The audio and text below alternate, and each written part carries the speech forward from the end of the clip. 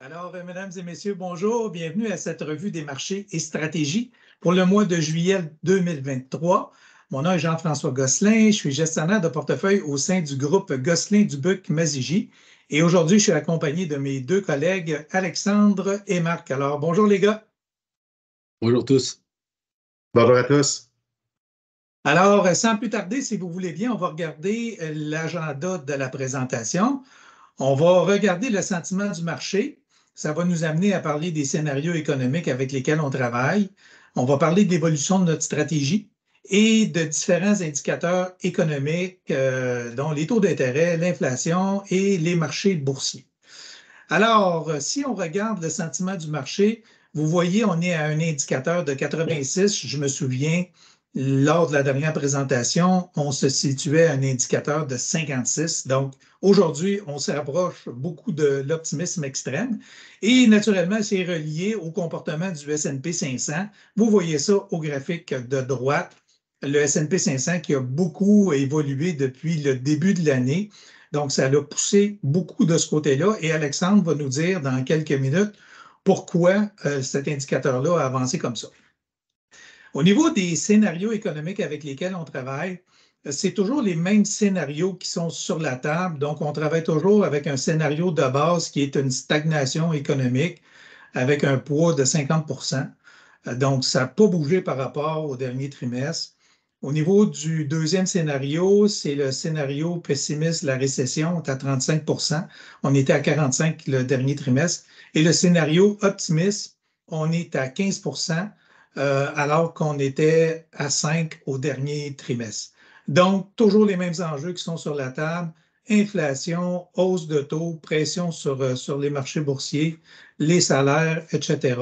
Donc, c'est ce qui fait en sorte qu'on a ces scénarios-là sur la table aujourd'hui.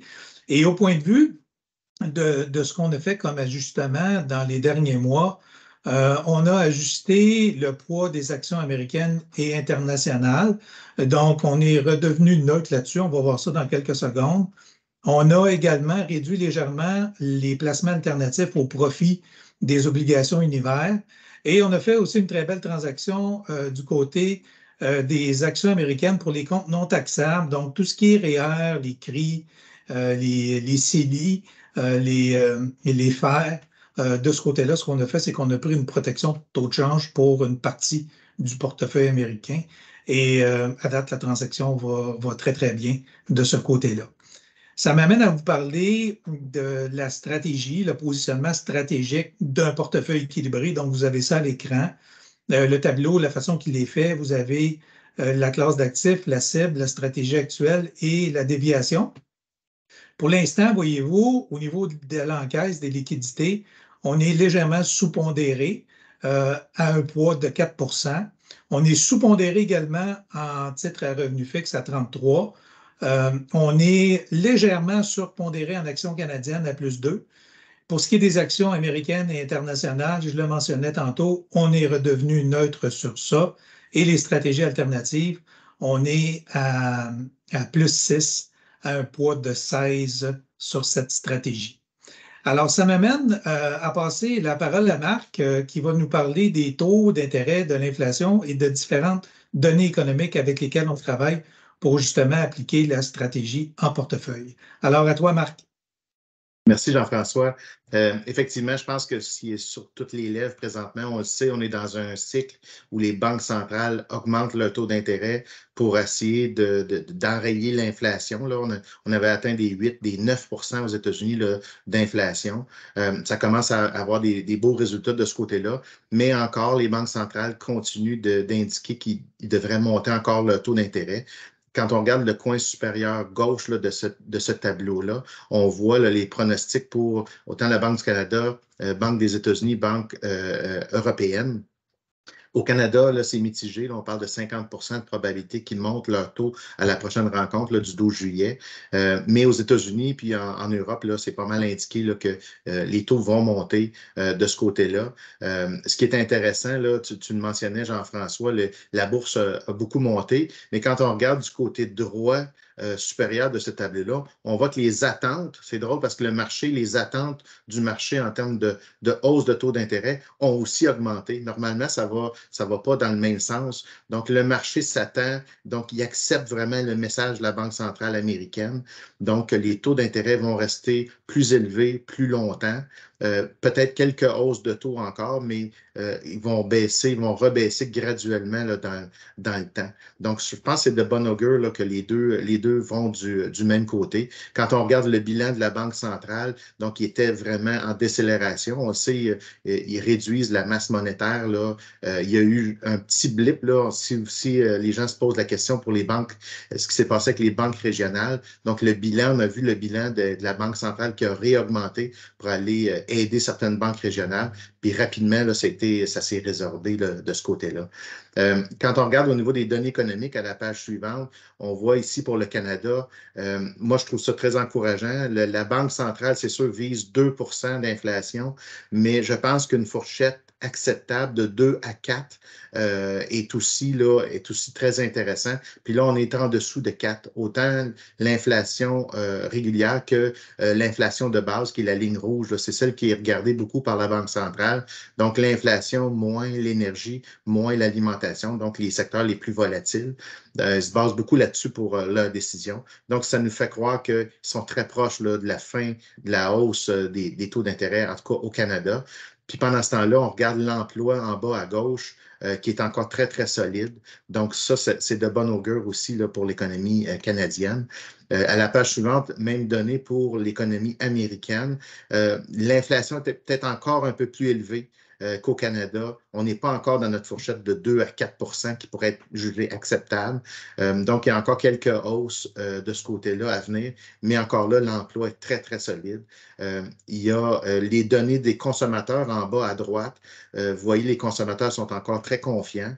Il y a seulement que le coin supérieur droit, qui est le ISM. Donc, ça, c'est l'indicateur de confiance des industriels aux États-Unis. On voit que c'est la 7e donnée mensuelle qui est en bas de 50, donc qui montre une contraction là, de l'activité économique industrielle. On peut le voir de deux côtés. D'un côté, c'est négatif parce qu'on se dit, on s'approche peut-être d'une récession. D'un autre côté, on peut dire, non, finalement, la Banque centrale, la politique monétaire a des effets, puis ça ralentit l'économie. Donc, l'inflation, la tendance baissière de l'inflation devrait se poursuivre, ce qui est une bonne nouvelle. Donc, la Banque centrale devrait être bien proche d'arrêter de monter ses taux. À la page suivante, on le voit l'effet sur le marché obligataire. On sait que la courbe est inversée. Quand on regarde les lignes rouges au Canada, aux États-Unis, les taux court terme sont pas mal plus élevés que les taux à plus long terme. Donc, ça fait du sens de garder encore des obligations à plus court terme. On a moins de risques en cas de hausse de taux d'intérêt qui pourrait se poursuivre. Puis, on est payé pour ça. Là. On a quand même un très beau rendement à avoir des obligations à plus court terme. Puis, dernièrement, c'est effectivement les obligations à court terme, les taux ont monté graduellement avec les décisions des banques centrales. Mais comme je le dis, ça augmente notre revenu courant de ce côté-là. Donc, ça, c'est intéressant. À la page suivante, on voit aussi au niveau des écarts de crédit, c'est quelque chose qu'on regarde beaucoup. Autant au Canada qu'aux États-Unis, on est en bas de nos moyennes historiques là, pour surtout ce qui est de ce qu'on appelle du high yield en anglais, donc le haut rendement. Donc, ça nous indique que c'est un marché qui est en santé. Il n'y a pas de panique du côté corporatif. Les gens pensent vraiment que effectivement, on est bien rémunéré pour ce risque-là. Le risque n'est pas trop élevé. Ce qu'on suit beaucoup, là, c'est la partie du bas à droite, c'est l'inversion de la courbe. Normalement, une inversion aussi forte, là, on parle de 1,5 % d'écart entre les 3 mois et les 10 ans aux États-Unis. Ça nous indique qu'on s'en va vers une récession. Probablement qu'on devrait avoir une récession fin 2023, peut-être début 2024. Mais comme on regardait tout à l'heure les données économiques, surtout au niveau de l'emploi, je pense que ça nous indique qu'on devrait avoir une récession qui est, somme toute, légère. Donc, ça devrait être quelque chose d'assez léger de ce côté-là. Mais je pense que les marchés boursiers, Alexandre, qu'est-ce que tu en penses? Les marchés boursiers, je pense qu'ils ont déjà passé à une autre étape. Merci Marc. Ben oui, on voit depuis le début de l'année un beau rebond du côté des marchés boursiers. Aussi de là l'importance de ne pas paniquer après une année difficile. Si on regarde du côté américain, le marché boursier américain a fait 17 % depuis le début de l'année après un 2022 assez difficile. Oui, il y a eu un beau rebond. Les marchés américains sont chers. Si on regarde en haut à droite, il se vend à 19 fois les bénéfices. Le marché est prêt à payer 19 fois les bénéfices annuels pour un titre. Ben, regardez, c'est au-dessus de la moyenne historique. C'est un marché qui est un peu plus cher. Là où on voit que peut-être le marché boursier américain, les marchés boursiers, on voit au-delà de la récession, c'est en bas à droite. On voit que la croissance anticipée des bénéfices pour 2023, ben, on s'attend à aucune croissance du côté des bénéfices américains. Mais si on regarde la ligne pour 2024, on voit une nouvelle augmentation des anticipations des bénéfices. Ça voudrait dire que cette explication ça pourrait expliquer en partie le rebond du marché boursier américain. C'est qu'on voit peut-être une augmentation des bénéfices en 2024. Pourquoi on a une augmentation des marchés boursiers en 2023? Ben, c'est le rebond du côté croissance après une année 2022 difficile. On voit du côté technologique, des services de communication, de la consommation discrétionnaire, une belle augmentation depuis le début de l'année. Cette augmentation-là s'augmente par une augmentation des cours bénéfices et pas une augmentation des bénéfices comme tels pour l'instant. Alors, on voit que le rebond est vraiment dû à cause que les marchés sont rebondis après un 2022 un peu plus difficile. Si on regarde du côté canadien, encore une fois, le marché canadien a été un peu plus épargné en 2022, mais tout de même un beau rebond depuis le début de l'année. Un 5,7 de performance depuis le début de l'année. Sauf que le marché canadien est beaucoup moins cher que le marché américain.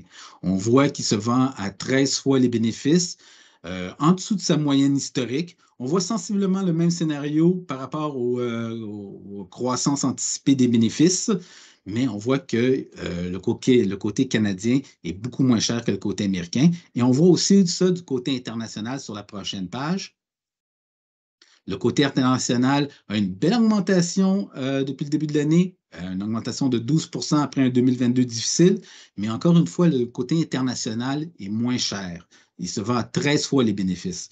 Donc, il y aurait peut-être un peu plus d'opportunités pour quelqu'un qui veut investir à long terme du côté international. Et c'est pour ça qu'on a fait des mouvements qu'on a mentionnés plus tôt, qu'on est revenu sur nos cibles du côté international et américain en vendant un petit peu du côté américain et en achetant un petit peu du côté international. Merci. Je repasse la parole à Jean-François. Alors, merci beaucoup les gars pour ces commentaires. C'est fort apprécié. Donc, ce que je retiens, on maintient la diversification du portefeuille. On a vraiment à l'œil l'évolution de l'inflation et des taux. Et si vous avez des questions ou des commentaires, je vous invite à communiquer avec nous. Ça va nous faire plaisir d'en discuter. Nos coordonnées sont à l'écran. Et sur ce, je vous souhaite un très bel été à tous et à toutes. À bientôt. Bon été tous. Bon été à tous.